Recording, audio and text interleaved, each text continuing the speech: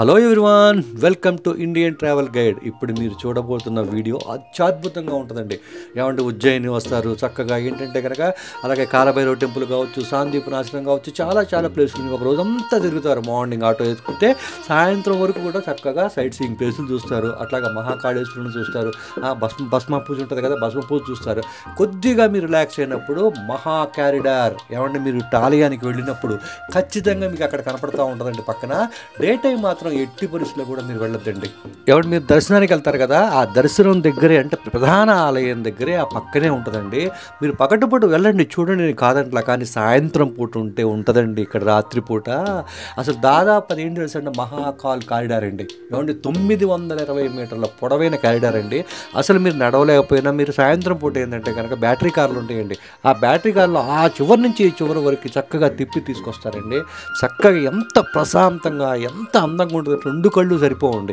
చాలామంది ఏం చేస్తారంటే జస్ట్ అలా దగ్గరికి వెళ్ళేసి అలా చూసేసి మళ్ళీ వెనక్కి రావటం ఇలా చేస్తారు. కాకపోతే నేను చెప్పేది ఏంటంటే అసలు మీరు దర్శనాన్ని పెట్టుకోవద్దు. ముందు రోజు ఏం చేస్తారంటే శుభ్రంగా మహాకాళేశ్వర దర్శనం చేసేసుకోండి. తర్వాత ఏంటంటే సైట్ సీయింగ్ వెళ్ళిపోండి. మార్నింగ్ ఆటో లేదనుకోండి, సాయంత్రం వరకు చాలా ఉంటాయి. కాలభైరవ టెంపుల్, మంగళనాథ టెంపుల్, అలాగే ఏంటంటే సాందీపుని ఆశ్రమం, ఇట్లా చాలా ఉంటాయి.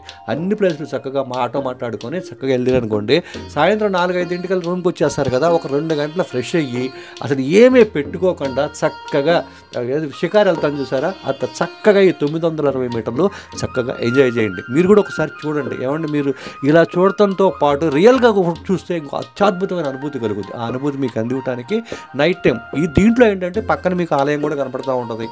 A to Z అంతా కనపడుతూ ఉంటుంది. చూడండి, నేను మంచి ఈశ్వరుడు పెడతాను చూడండి. చూసి వెళ్ళినప్పుడు ఏంటంటే ఏమీ పెట్టుకోకుండా కేవలం దీనికోసమే రాత్రిపూట 7:30-8 చక్కగా వెళ్ళి మొత్తం అలా చూసేసి అలా వచ్చేసేసి చక్కగా ఎక్కడైనా తినేసేసేసి హ్యాపీగా జర్నీ చేశారనుకోండి, అత్యద్భుతంగా ఉంటుంది. అందుకే నేను పెడుతున్నాను.